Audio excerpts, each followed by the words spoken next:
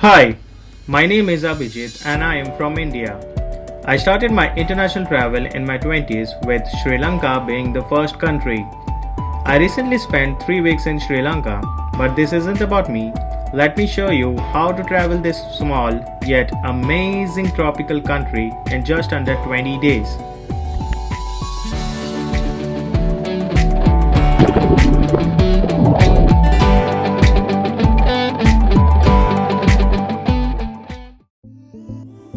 Here's Sri Lanka at the bottom of the Indian subcontinent. It's a beautiful island with tons to do. If you are an adventure seeker like myself, you will love all the different activities Sri Lanka has to offer. When you land in Sri Lanka, though your plane ticket may say Colombo, you will actually be in a smaller town called Negombo. So my first advice to you is to take a bus from the airport and head straight to Colombo. Find an accommodation, unpack, and depending on the time of the day you land, you can either explore the city or grab some rest. There are a couple of good places to explore in the capital city Colombo. You can choose to visit the Gangaramaya temple by the day and chill at the Gaul beach by the evening.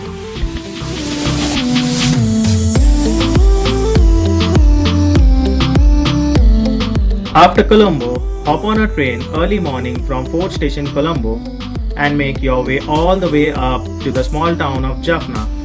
Once you reach Jaffna by evening, rent a motorbike for a day and visit the Kirimalai temple, which has a miraculous pond to bathe in. The seawater enters this pond and is the primary source of water for this pond.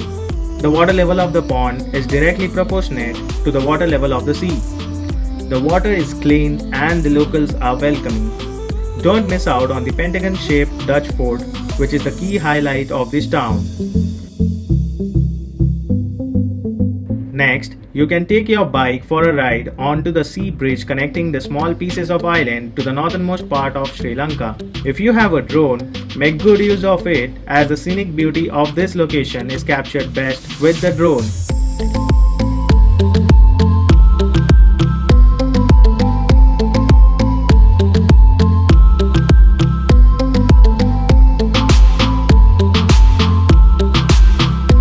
Next, grab a train or a bus to Sigiriya. Sigiriya is a massive fortress in palace and is now one of the top attractions in Sri Lanka, and for good reason, because this place is very unique. Do check out the Lion's Peak here. I'll link my video below if you want to see more. From here, you can rent a tuk-tuk or grab a bus up to Dambulla, which has one major attraction to check out. The cave temple is one of the 8 UNESCO heritage sites on the island. You can expect to see paintings drawn all over the ceiling and many statues in the caves. After this, you can choose to visit the Avkuna Buddha statue or simply skip this one, as this isn't quite exciting and we couldn't find any tourist out there. Next up, head to Polonnaruwa either by a tuk-tuk or bus. Polonnaruwa is an ancient city where you can learn more about the Sri Lankan history, see ruins, massive rock sculptures of Buddha, and tons of monkeys. You could do these things individually or pair them up into one day. I would suggest you rent a tour guide for a day who can better explain you about the ancient history of Sri Lanka. This place is vast and you will easily need one whole day to explore. You can check my Polonnaruwa video for more details. After Polonnaruwa, take a train or a bus to Kandy. And a tip for you when you are taking a bus in Sri Lanka is to always get on to the main bus station. This way, you are first to get on and have a seat. If not, you might be stuck standing for a few hours and the buses do get jam-packed. Kandy is located in the mountains and is the second most populated city. You can easily spend a day or two exploring the city. Do check out the huge white Buddha statue on top of the mountain. I'll link my video below if you want to see more.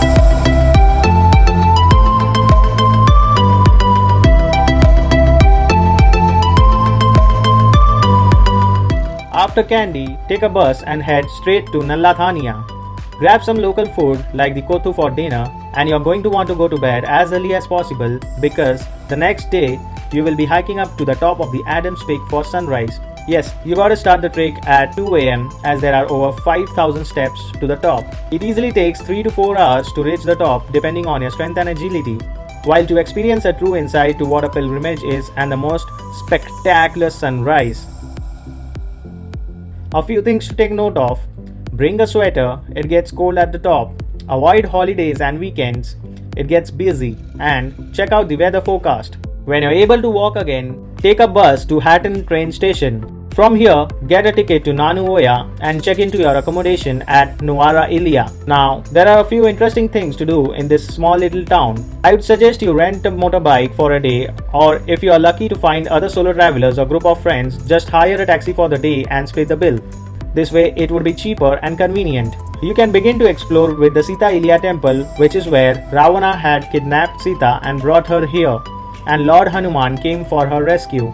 You can find some large footprints still preserved in this temple, which are believed to be of Lord Hanuman. You can visit the tea factory here. While there are many, our cab driver brought us to the Blue Field Tea Factory.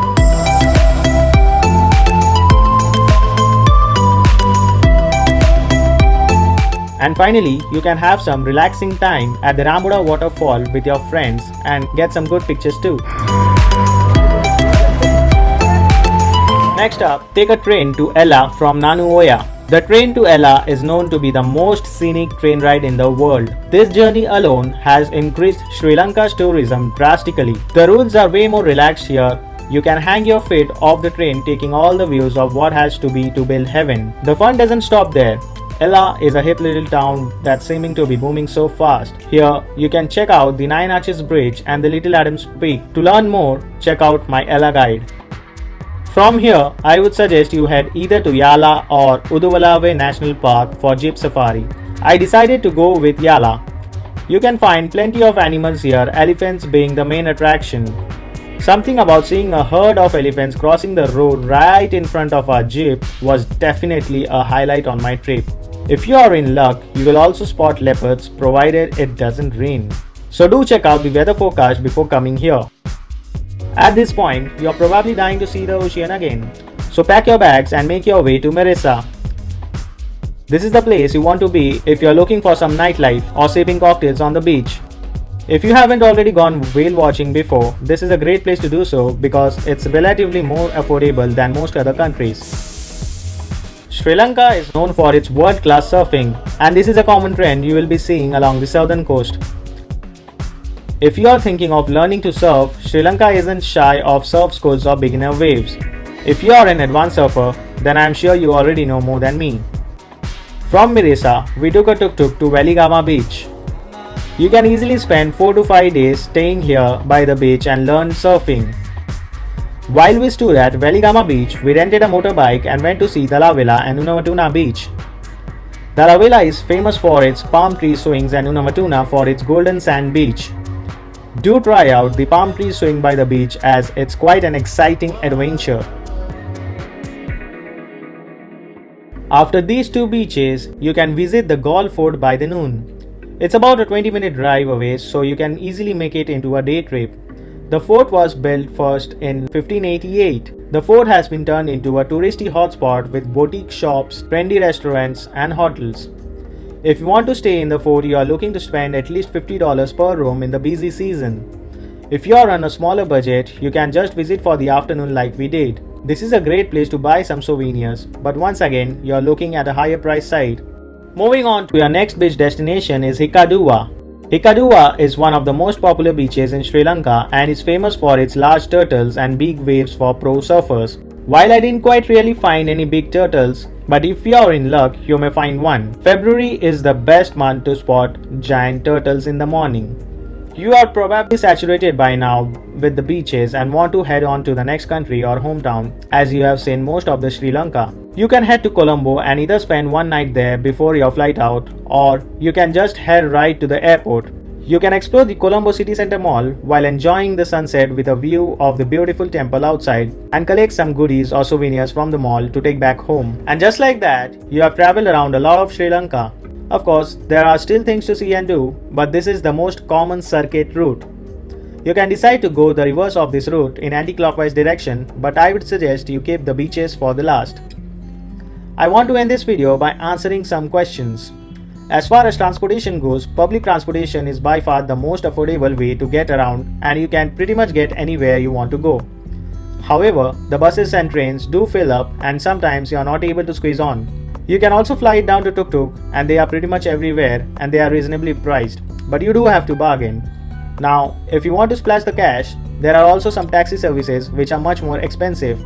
If you ride a scooter, make sure to get your international license or driving permit before your trip because there are many different checkpoints here. Sri Lanka is hot all year long. However, the best time to visit this country would be from December to February. Sri Lankan people are very welcoming. Expect people to spark up a conversation with you. You can easily ask a stranger for directions. When you travel in Sri Lanka, you will definitely get a sense that you are welcome there.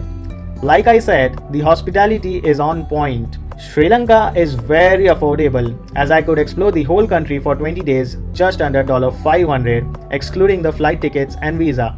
If you are traveling to Sri Lanka or know someone who is or just curious about the place, check out my YouTube channel. I have made a whole series of travel guides.